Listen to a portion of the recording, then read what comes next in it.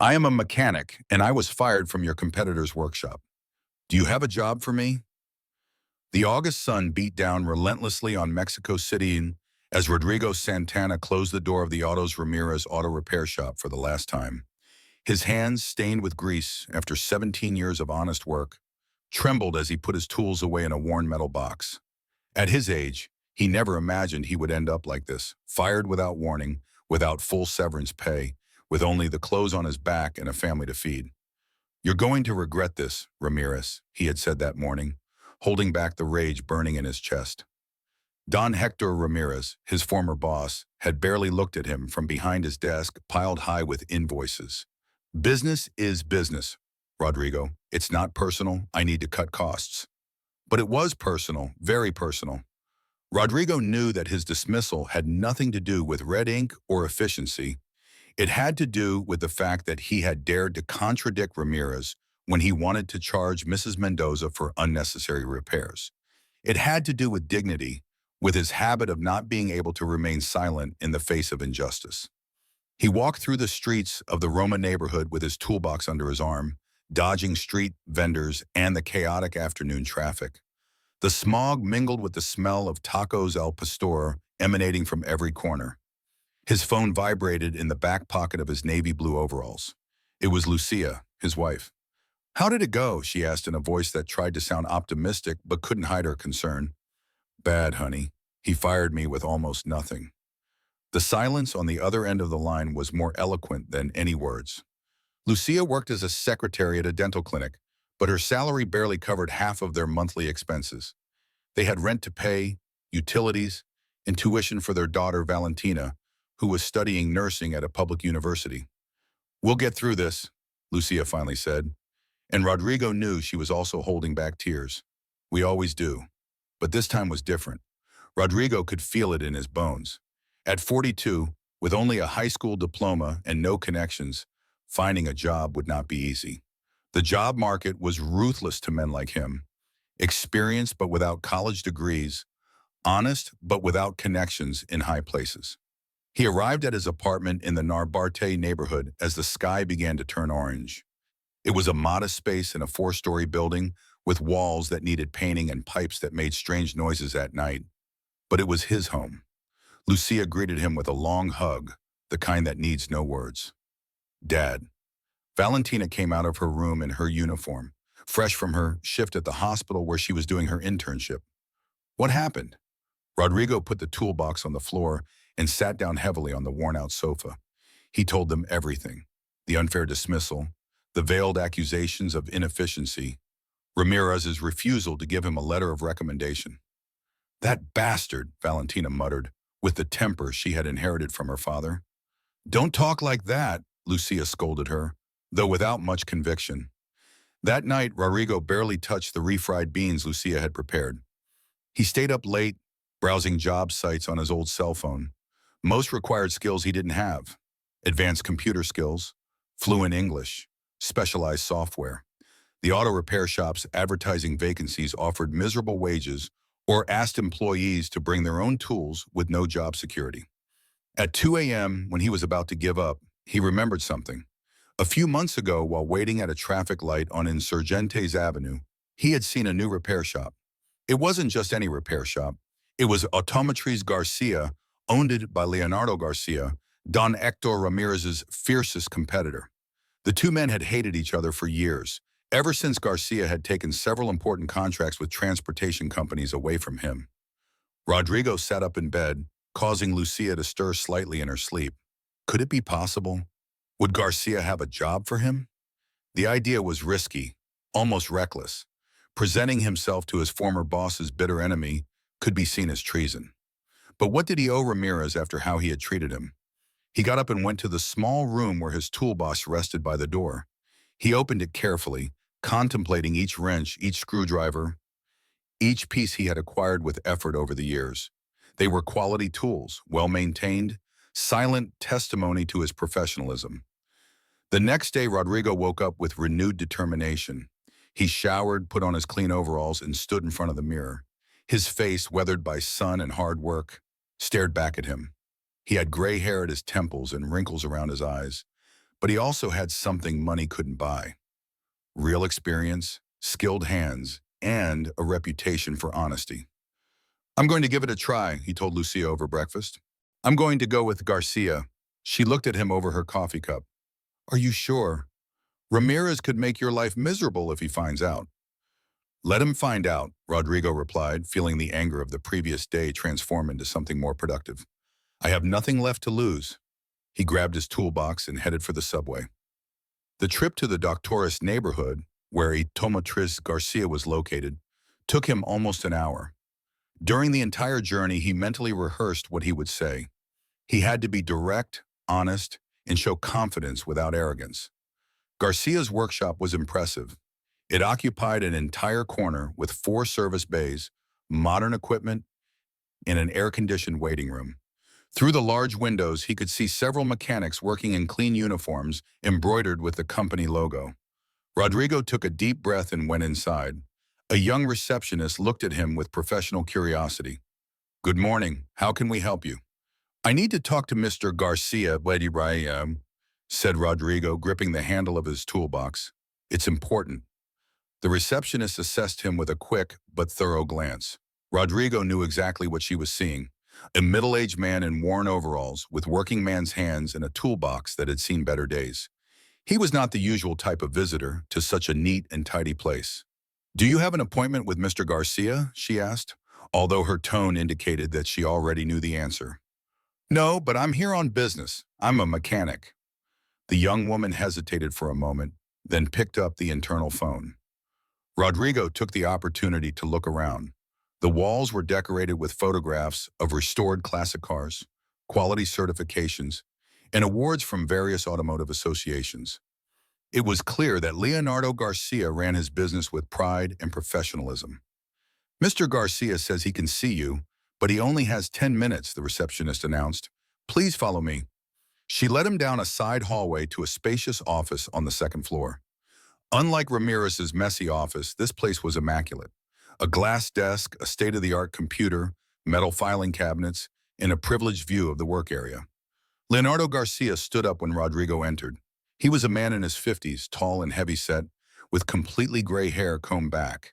He wore a spotless white shirt and dress pants, but his calloused hands revealed that he had started from the bottom, just like Rodrigo. "Sit down," Garcia said, pointing to a chair in front of the desk. His voice was deep, authoritative, but not unpleasant. "I'm told you're here about a job." Rodrigo took a seat, placing his toolbox next to the chair. This was the moment. Everything he had rehearsed on the subway evaporated from his mind. He decided to be completely honest. "I'm a mechanic and I was fired from your competitor's shop," he said bluntly. "You might have a job for me." The silence that followed was thick, electric. Garcia leaned back in his chair, interlacing his fingers on the desk. His dark eyes studied Rodrigo with an intensity that would have made many men look away, but Rodrigo held his gaze. "Ramirez's workshop," Garcia finally asked, and there was something in his voice that Rodrigo couldn't identify: amusement, curiosity, distrust. "Yes, sir. I worked there for 17 years. "And why were you fired?" Rodrigo could have lied. He could have made up a story about staff cuts or corporate restructuring. But something in Garcia's gaze told him that this man would detect a lie a mile away. "Because I refused to play along when he wanted to rip off a customer," he replied. "He wanted to charge her for replacing parts that were still in good condition. I told him that wasn't right. He didn't like me contradicting him in front of her." Garcia remained motionless for a moment, then leaned forward. "Do you have proof of what you're saying?" "No, sir, just my word, and you expect me to believe you just like that. It could be that you were fired for incompetence, and now you're making up stories to justify yourself." It was a possibility Rodrigo had considered. "It could be," he admitted. "That's why I brought my tools. Test me, give me the most complicated car you have down there in a couple of hours. If I can't fix it, I'll leave without charging a penny." For the first time, Garcia smiled. It was a small, almost imperceptible smile, but it was there. "I like you, Mr. Santana." "Rodrigo Santana?" "I like you, Mr. Santana, but I have to ask you a few questions before I even consider your proposal." Garcia opened a drawer in his desk and took out a folder. If you really work for Ramirez as long as you say, then you'll know how to answer them. For the next half hour, Garcia subjected him to a thorough interrogation. He asked about engine types, transmission problems, electrical diagnostics, and spare parts brands. Rodrigo answered every question accurately without hesitation. Years of practical experience flowed from his memory like water from a spring. Are you familiar with B6 engines? Garcia asked. I've worked on Accords and Pilots quite a bit.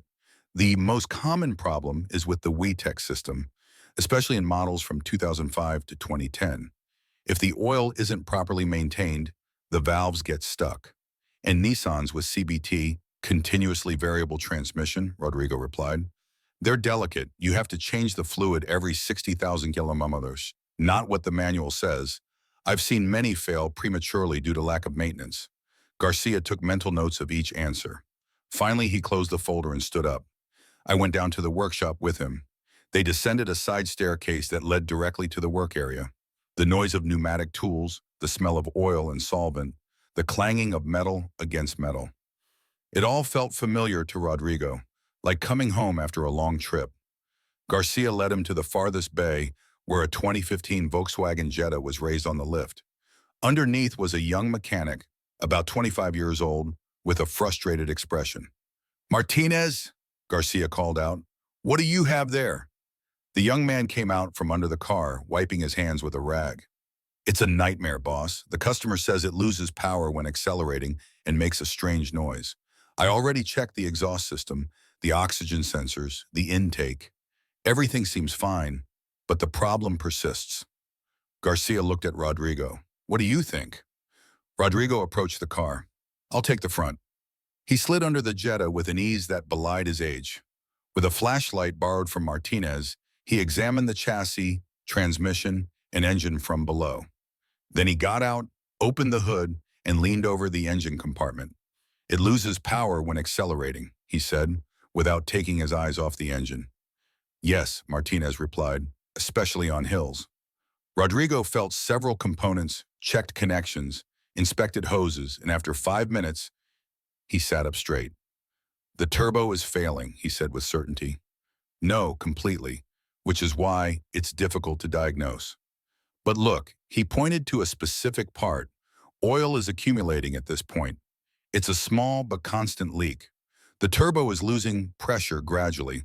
That's why the problem is more noticeable during heavy acceleration or uphill driving when the engine demands more." Martinez looked where Rodrigo was pointing, and his eyes widened in surprise. "He's right. How did I miss that?" "Because you have to know where to look," Rodrigo replied without arrogance, just as someone stating a fact. "The turbos on these models have a known problem with that specific seal. Volkswagen never officially admitted it, but all of us who work with them know it." Garcia watched the scene with his arms crossed. When Rodrigo finished his explanation, he nodded slowly. "Martinez, take care of that turbo. Santana, come back to the office with me." Once back in the office, Garcia got straight to the point. "I'll be honest with you, Santana. I need people with experience. I have good guys down there, hardworking and enthusiastic, but they lack the knowledge that only comes with years of experience, the kind you just demonstrated with the Jetta." Rodrigo felt a spark of hope in his chest, but he said nothing. He waited.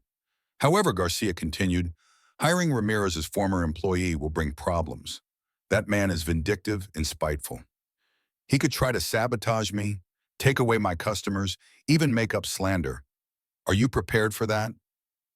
"With all due respect, Mr. Garcia," Rodrigo replied, "you and Ramirez are already enemies. I would just be another excuse. As for me, I need to work. I have a family to support and bills to pay. If that means putting up with Ramirez's tantrums, I'll do it." Garcia thought for a long moment, then held out his hand. "You have a job, Santana. Start Monday, 6 a.m. Monday dawned with one of those rains typical of late summer in Mexico City, torrential, noisy, turning the streets into makeshift rivers. Rodrigo had left his apartment at 4:30 in the morning to make sure he arrived on time, but the subway was delayed due to flooding. He arrived at Automotriz Garcia at 6:15 a.m., soaked and his heart pounding with nervousness about being late on his first day. Garcia was already there supervising the opening of the workshop. When he saw Rodrigo come in dripping wet with his toolbox pressed against his chest to protect it from the rain, he simply nodded. Go get changed. The uniforms are in locker 3 in the dressing room. Your name is already on the door.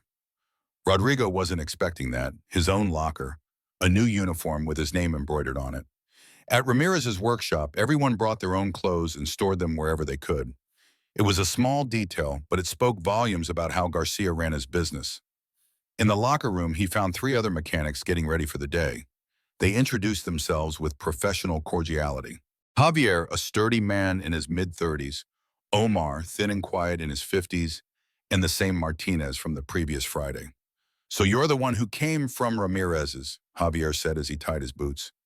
The rumor has spread. I hope that's not a problem, Rodrigo replied, putting on the dark blue uniform with the Garcia logo embroidered on the chest. Not for us, Omar interjected in his deep voice. What matters here is that you know how to work. The boss doesn't hire anyone out of pity. I saw that for myself on Friday, Rodrigo admitted, remembering the test with the Jetta. Martinez approached and extended his hand. Thanks for the turbo. The customer was very satisfied. I learned something new. The day officially began at 6:30 a.m. with a quick meeting in the service area. Garcia assigned the day's jobs. Javier would take care of 2 major tune-ups. Omar had a transmission to rebuild. Martinez would work on several routine services. Garcia had something special for Rodrigo. Santana. There's a 2010 Ford F-150 in Bay 4. The owner is one of our best customers. He owns a construction company. The truck is having trouble starting when cold, and the engine shakes when idling. 3 shops haven't been able to fix it. I want you to try. It was clearly another test, but Rodrigo accepted it without hesitation. He spent the first 2 hours meticulously diagnosing each system: ignition, fuel injection, sensors, wires, spark plugs. The problem was intermittent, which made it more difficult to identify. Mid-morning, while inspecting the intake manifold, he heard raised voices coming from the workshop entrance. He peeked out discreetly and saw a short, stocky man arguing heatedly with the receptionist. With a sinking feeling in his stomach, he recognized Don Hector Ramirez. I demand to speak to Garcia, Ramirez bellowed. I know he's here. Garcia came out of his office with deliberate calm, wiping his hands with a rag. What can I do for you, Ramirez? What can you do for me? You hired one of my employees. That's commercial disloyalty. Former employee, Garcia corrected in a neutral voice. You fired him yourself. As I understand it, that doesn't give you the right to take him away from me. He knows confidential information about my business. Garcia crossed his arms. What confidential information? His techniques for overcharging customers. His methods for installing parts of dubious quality. Because if that's confidential information, then be careful what you say, Ramirez interrupted, his face reddening. I can sue you for defamation. Sue me. I have 3 lawyers who would be delighted to discuss your business practices in court. Rodrigo watched the scene from his position, feeling a mixture of guilt and satisfaction. Guilt because he was indeed the cause of this conflict. Satisfaction because Garcia was defending him without even hesitating. Ramirez turned on his heels, and his eyes met Rodrigo's directly. For a moment, time seemed to stand still. The expression on his former boss's face was one of pure betrayal, followed immediately by contempt. So here you are, Ramirez said, striding toward him. I warned you that you would regret it, Santana. I don't regret anything, Rodrigo replied, stepping completely out from behind the fort. You fired me unfairly. I'm just looking for an honest way to support my family. Honest, Ramirez laughed humorlessly. You come to my competition and talk about honesty. I'm going to make sure no other shop in this city hires you. I'm going to talk to every business owner I know. Try it, Garcia interjected, stepping between the 2 men. But I warn you, if you interfere with my business or defame my staff, I will not hesitate to take legal action. Now please leave my property. Ramirez looked at Garcia, then at Rodrigo, and finally at the other mechanics who had left their work to watch the confrontation. With a final growl of frustration, he stormed out of the shop, slamming the door so hard that the windows rattled. The silence that followed was uncomfortable. Rodrigo felt all eyes on him, but Garcia simply patted him on the shoulder. "Get back to work, Santana, and you guys too," he said, addressing the others. The show was over. The rest of the day passed with an underlying tension. Rodrigo focused obsessively on the F-150, determined to prove that Garcia had made the right decision in hiring him.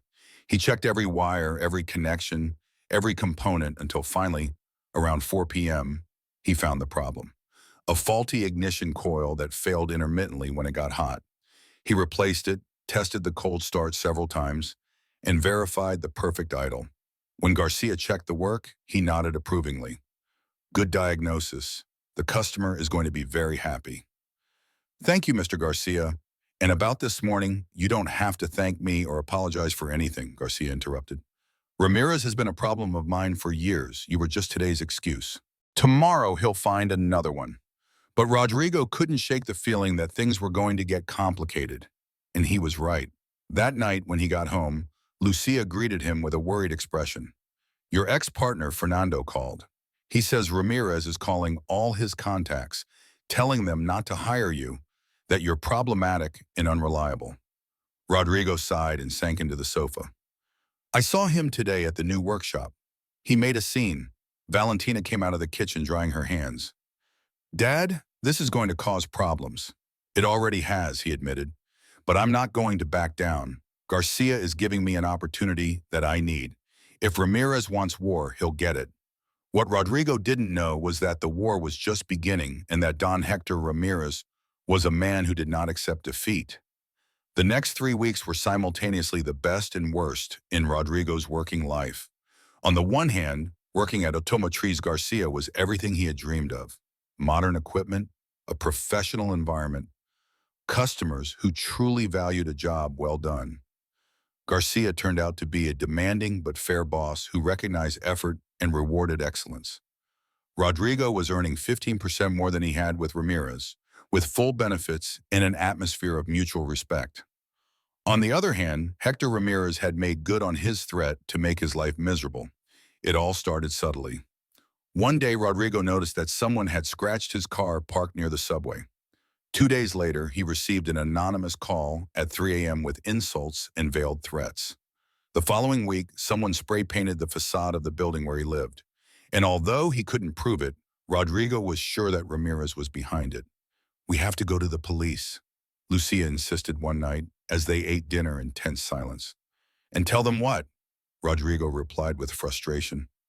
"I have no proof, only suspicions." Valentina picked at her food without appetite. Her father could see the concern in her eyes. She had inherited his protective nature and hated feeling powerless in this situation. But Ramirez's tactics weren't limited to personal harassment. The man was using his network of contacts in the automotive industry to spread rumors about Garcia. Customers who had scheduled services began to cancel.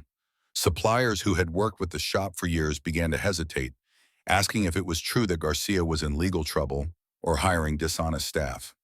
Garcia handled each situation professionally, but Rodrigo could see the tension building. At the morning meetings, the boss was more serious, more quiet. The numbers for the month were down. One Wednesday afternoon, while Rodrigo was working on changing the brakes on a Honda Accord, Garcia approached him with a grave expression. "I need to talk to you in my office." Rodrigo's heart sank. He knew that tone. He climbed the stairs feeling like each step weighed a ton. In the office, Garcia was standing by the window, looking out over the work area. "Sit down, Santana." Rodrigo obeyed, mentally preparing himself for the worst. "I've been reviewing the numbers," Garcia began bluntly. "Since you arrived, we've lost 12 corporate clients. 4 suppliers have raised their prices for no apparent reason. And this morning, the building owner informed me that Ramirez offered him triple the current rent if he doesn't renew my contract when it expires in 6 months. Rodrigo swallowed hard. "Mr. Garcia, let me finish." Garcia finally turned to look at him. "Ramirez is using resources I didn't know he had. He has contacts in the Mechanics Association, in the city government, even in the auto parts supply center. He's using all his power to financially suffocate me." "I'm sorry," Rodrigo murmured. "If you want me to leave, I'm done talking," Garcia interrupted with a hint of irritation. "I'm explaining the situation to you, not asking for your resignation. Rodrigo looked up in surprise. Garcia sat down at his desk and took out a folder. I've done some research on you, Santana. I spoke to mechanics who worked with you at Ramirez's shop. They all say the same thing. Honest, hardworking, technically excellent. I also found out why you were really fired. Mrs. Mendoza, that customer you defended, told me the whole story. Rodrigo didn't know what to say. Garcia continued. It turns out that Mrs. Mendoza is the aunt of one of my regular customers.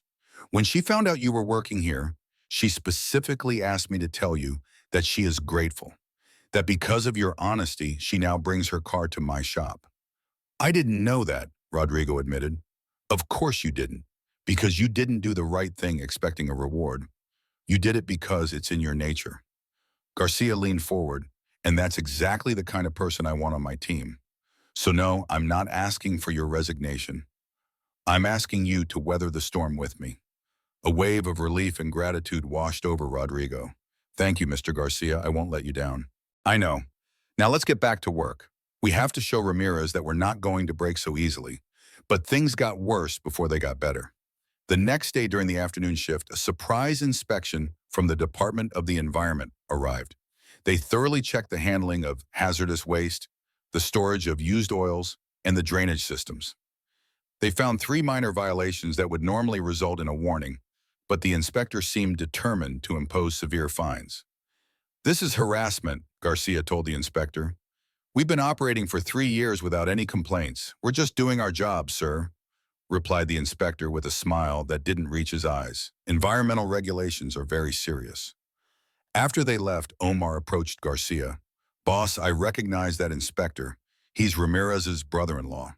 Garcia clenched his jaw but said nothing. He simply returned to his office to begin drafting the appropriate appeals. That night, Rodrigo couldn't sleep. He tossed and turned in bed, listening to Lucia's calm breathing beside him. His mind kept going over the same thought. This was all his fault. Garcia was suffering terrible consequences for hiring him. Lost clients, unfair fines, financial pressure. Was it worth it? At 4 a.m., he made a decision, got up, dressed quietly, and left the apartment. He walked through the empty streets of the Narbart neighborhood, lit only by street lights and the occasional food business that opened early. The cold, early morning air cleared his mind. He arrived at a taco restaurant he had known for years, where the owner, Don Pancho, was already preparing the pastor for breakfast. Rodrigo, what are you doing here at this hour, young man? I couldn't sleep, Don Pancho. Can I have some tacos? While he ate, he told the old taquero the whole story. Don Pancho listened in silence, turning the tortillas on the griddle with expert movements that came from 40 years of practice. Do you know what your problem is, Rodrigo? Don Pancho finally said. You think you're responsible for Ramirez's actions? But that bastard is the one who decided to be a scoundrel. You're just living your life honestly. But Garcia is suffering because of me. Garcia is suffering because Ramirez is a small, vindictive man. If it weren't for you, it would be something else. Men like Ramirez always find excuses for their wickedness. Don Pancho's words echoed in Rodrigo's mind as he drove home. He was right. Quitting now would be like proving Ramirez right, like admitting that harassment and dirty tactics work. He arrived at the workshop at 6 o'clock sharp, determined to work harder than ever, and he got his chance that very day. A customer arrived with a 2018 Mercedes-Benz E-Class, complaining of an electrical problem that no repair shop had been able to solve. The navigation system, the central display, and several controls would randomly stop working. He had already spent thousands of pesos on failed diagnostics and repairs. If you can't fix it either, said the customer, a well-dressed one, I'll have to take the car to the dealership, and they'll charge me a fortune. Garcia assigned the case to Rodrigo. This customer is important. He has a fleet of 10 executive vehicles. Rodrigo spent the whole day investigating the problem. He reviewed electrical diagrams, consulted technical forums on his cell phone during lunch, and meticulously tested each circuit. The problem was elusive, intermittent, but finally around 6 p.m. he found it, a microscopic short circuit in the wiring harness behind the dashboard caused by the improper installation of an aftermarket accessory that some previous repair shop had put in. When the customer returned the next day and the car was running perfectly, his gratitude was immense. "I've been struggling with this for months," he said, shaking Rodrigo's hand tightly. "You're a master. What's the name of this shop again?" "Garcia Automotive. I'm definitely bringing all my vehicles here." And he kept his word. Not only did he bring his personal fleet, but he also recommended the shop to other business people in his circle. Within 2 weeks, 3 new corporate clients had signed service contracts with Garcia. Slowly, the tide began to turn. The quality of the work spoke louder than Ramirez's rumors. Customers who had canceled began to return, some apologizing for having doubted. Garcia's reputation for professionalism and honesty was stronger than Ramirez had calculated. But Ramirez was not a man to give up easily, and his next move would be the most dangerous of all. On Friday of the 5th week since Rodrigo had started at Automotriz Garcia, everything exploded in a way that no one could have foreseen. Rodrigo was working on a Chevrolet Silverado when he heard sirens outside the workshop. 2 patrol cars pulled up at the entrance. His heart began to pound when he saw 4 police officers get out of the vehicles. Garcia came out of his office, clearly surprised. "How can I help you, officers?" The one who appeared to be in charge, a burly man with a thick mustache, showed him a warrant. "We have a report that this establishment is selling stolen auto parts. We are here to conduct a search." "What? That's absurd. All of our parts have invoices and come from authorized distributors." "We will determine that," replied the officer. "Please remain where you are while we conduct the inspection." For the next 2 hours, the police searched every corner of the workshop, inspected the parts warehouse, checked invoices, and photographed serial numbers. The mechanics watched helplessly, aware that this was another move by Ramirez, but unable to do anything about it. Rodrigo noticed something strange. One of the young officers seemed uncomfortable, avoiding eye contact with his colleagues. While the others searched the main area, this officer went alone to a corner of the warehouse where tires were stored. Rodrigo followed him discreetly. The officer seemed to be looking for something specific behind a shelf. Rodrigo saw him take something out of his uniform pocket, a small bag with what appeared to be identification tags. "What are you doing?" Rodrigo asked loudly. The officer jumped, dropping the bag. The tags scattered across the floor.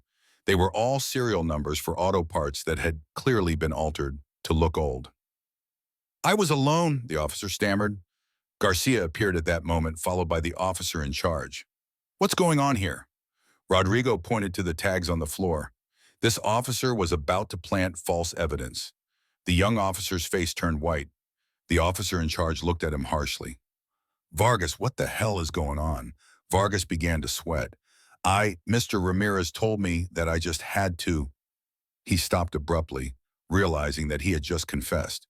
"Continue," ordered the officer in charge, whose expression had gone from authoritative to furious. Mr. Ramirez told him that the rest came pouring out. Hector Ramirez had paid Vargas, his nephew, to plant evidence during the search, which he himself had ordered through a false anonymous tip. The plan was simple: find stolen auto parts in Garcia's workshop. This would result in the immediate closure of the business and possible criminal charges. "I have the WhatsApp messages," Vargas admitted with a trembling voice, taking out his cell phone. "He told me that if I didn't do it, he would tell my wife about a woman I had an affair with last year. He was blackmailing me." Garcia remained motionless, processing everything. Rodrigo felt a mixture of disbelief and vindication. Ramirez had gone too far this time. The officer in charge took Vargas's cell phone and began reading the messages. His expression grew darker with each passing second. "This is conspiracy to commit fraud and abuse of authority," he finally said. "Vargas is under arrest, and we're going to need him to come with us to the station to make a formal statement." "Mr. Garcia, you too, sir." He looked at Rodrigo Santana. "Rodrigo Santana, Mr. Santana, you are key witnesses in this." What followed was a bureaucratic whirlwind. Statements at the police station, interviews with the public prosecutor's office, signing documents. But the most satisfying part came 3 days later, when Hector Ramirez was summoned to testify. Rodrigo was not present at that interrogation, but Garcia was. That afternoon, when he returned to the workshop, he gathered all the staff. "I want you to know what happened today," he said. Ramirez tried to deny everything, but Vargas's messages were irrefutable. Furthermore, when investigators began to dig deeper, they found other things. It turns out that Ramirez has been evading taxes on a massive scale for years, using fake invoices for spare parts he never bought. They also found that several of his clients were shell companies that he himself had created to launder money. Javier Silva Bajo. I always knew that guy was shady. But there's more, Garcia continued. Vargas, trying to reduce his own sentence, revealed that Ramirez had also used him before to intimidate other competitors. There are at least 3 similar cases being investigated now. Omar scratched his head. And what will happen to his workshop? It's already being audited by the SAT. With the evidence they have, they'll probably shut it down permanently, and Ramirez will face serious criminal charges. Garcia paused. Poetic justice, I guess. The man who tried to destroy us with lies destroyed himself with his own crimes. That night, Rodrigo came home earlier than usual. Lucia and Valentina were watching TV in the living room. He told them everything. I can't believe it, said Valentina. All this time, that man was a real criminal. What bothers me, Lucia reflected, is to think about how many people must have suffered because of his maneuvers, how many businesses he destroyed, how many families he hurt. That's why it's so important to do the right thing, Rodrigo said. Even if it hurts at the moment, even if it seems like the dishonest ones win, the truth always comes out in the end. The following days were strange. Ramirez's workshop closed permanently, and many of his former employees began looking for work. Rodrigo found himself in the ironic position of being consulted by Garcia about who to hire. You worked with them, Garcia said. Who are the good ones? Rodrigo recommended 3, Fernando, who had been his friend for years, Samuel, a transmissions specialist, and Tomas, young but very dedicated. Garcia interviewed them and hired all 3, expanding his team. Some of Ramirez's best corporate accountants also migrated to Automotriz Garcia. The irony was not lost on anyone. Ramirez, in his attempt to destroy Garcia, had ended up greatly strengthening his competitor. A month after Ramirez's arrest, Garcia called Rodrigo to his office. This time the atmosphere was completely different. Sit down, Santana. I have a proposal for you. Rodrigo sat down, intrigued. The last 2 months have been crazy, Garcia began. We've grown faster than I anticipated. We have more work than we can handle. And I need someone to oversee the technical area, someone who knows the job, who has the trust of the other mechanics, and who shares my values of honesty and professionalism. Rodrigo was beginning to understand where this was going. I'm offering you the position of workshop manager, a 30% salary increase, profit sharing, and eventually, if things continue to go well, the possibility of becoming a minority partner in the business. For a moment, Rodrigo couldn't speak. Just 2 months ago, he was desperate, unemployed, with a toolbox and zero hope. Now, Mr. Garcia, I don't know what to say. Say yes, Garcia replied with a small smile, unless you have a reason to refuse. No, of course I accept. It's just that thank you for everything, for giving me a chance when no one else would, for defending me against Ramirez, for trusting me. Garcia stood up and extended his hand. I should be thanking you, Santana. Without realizing it, you did us a huge favor. You forced us to be better, stronger, and you exposed a criminal who had been operating with impunity for too long. Rodrigo shook his hand firmly. There's something else you should know, Garcia added. Mrs. Mendoza, that client you defended months ago, turned out to be more influential than anyone realized when she heard about this whole story. She wrote an article on a very popular consumer blog. She told how you chose honesty over your job and how that eventually led to exposing a corrupt business. The article went viral. We have a 2-week waiting list. Customers specifically request that you service their cars. A reporter wants to interview you. Even a local TV station called, asking if they could do a segment on the shop. Rodrigo felt overwhelmed. He had never sought attention or recognition. He had only done what he thought was right. That night, they celebrated at home. Lucia made pozole, Rodrigo's favorite dish. Valentina invited her boyfriend, a medical student she had met at the hospital. They toasted with soda, laughing and sharing stories. Dad, Valentina said in a quiet moment, I'm proud of you for not giving up, for sticking to your principles. even though it was difficult. Rodrigo felt his eyes fill with tears. I learned something important in these months, that the right path is not always the easiest, but it is always the one that lets you sleep peacefully at night. Weeks later, Rodrigo found himself thinking about Don Hector Ramirez, the man who had unfairly fired him. Now he was facing years in prison and complete financial ruin. Rodrigo felt no joy about that, but neither did he feel pity. Ramirez had made his own decisions.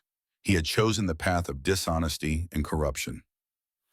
In the mornings, Rodrigo arrived at Automotriz Garcia not as a simple mechanic, but as a shop foreman. He supervised the work, trained the younger employees, and maintained the high standards that Garcia demanded. Fernando, Samuel, and Tomas had integrated perfectly into the team. The atmosphere was one of camaraderie and professionalism. One day, while checking the inventory of spare parts, he saw a family car pull in, the same Volkswagen Jetta, whose turbo problem he had diagnosed that first day. The owner got out and asked to speak to him specifically. "Mr. Santana, do you remember me?" "Of course, the Jetta. How has it been running?" "Perfect. Not a single problem, but that's not why I came." The man handed him a business card. "I'm the maintenance manager for a transportation company. We have a fleet of 40 vehicles. After seeing how you solved my problem and then reading about your story, I want your shop to service our fleet. Can we talk numbers?" Rodrigo took the card and felt a deep sense of satisfaction. "Of course. Let me talk to Mr. Garcia and we'll prepare a proposal for you." That afternoon, sitting in his new office, small but his own, Rodrigo reflected on the road he had traveled. From that terrible day when he was fired until now, he had gone through fear, uncertainty, harassment, and pressure. But he had also experienced solidarity, justice, and success. He remembered that moment of despair when he stood in front of Garcia's workshop with his toolbox, mentally rehearsing his words. "I'm a mechanic, and I was fired from your competitor's shop. Would you have a job for me?" Those words had changed his life, not because Garcia was a savior or because he was lucky, but because they represented something deeper. The courage to keep going when all seemed lost, the determination not to let injustice define his future, and the unshakable faith that honest work would eventually be rewarded. His phone rang. It was Garcia. "Santana, can you come to my office? I have another proposal to discuss." Rodrigo smiled as he stood up. Whatever that proposal was, he knew he was ready for it because he had learned the most important lesson of all, that endings are also beginnings and that every challenge you overcome prepares you for the ones to come. As he left his office, he passed by the work area where Martinez was teaching Tomas how to diagnose an electronic injection problem. Javier and Omar were amiably discussing the best way to align a drive shaft. Fernando was humming a song as he changed the oil in a Nissan. This was his place now. These were his people. And for the first time in a long time, Rodrigo Santana felt exactly where he belonged. The story could have ended very differently if he had accepted injustice without a fight, if he had given in to Ramirez's harassment, if he had taken the easy path of bitterness and resentment. But he chose dignity, hard work, and honesty. And in the end, that choice had made all the difference. The afternoon sun streamed through the windows of Garcia Motors, illuminating the concrete floor where tools and spare parts were organized with military precision. The smell of oil and metal, which some would find unpleasant, was the scent of home to Rodrigo. He climbed the stairs to Garcia's office, aware that each step he took was one step further away from that terrible day when he was fired, and one step closer to the future he was building with his own hands. The same hands that now, instead of trembling with uncertainty, worked with the confidence that comes from knowing you are exactly where you should be, doing exactly what you should be doing. And that's what Rodrigo thought as he knocked on Garcia's door. It was worth more than any amount of money or recognition. It was worth the peace of knowing that he had remained true to himself, even when the price seemed too high. The door opened and Garcia greeted him with that small but genuine smile that Rodrigo had learned to recognize. "Come in, Santana, we have a lot to talk about regarding the future of this workshop." Rodrigo entered, closing the door behind him, ready for whatever came next, because now he knew with certainty that no matter what challenges he faced, he had the strength, the skill, and the character to overcome them. And sometimes that's all a man needs, M.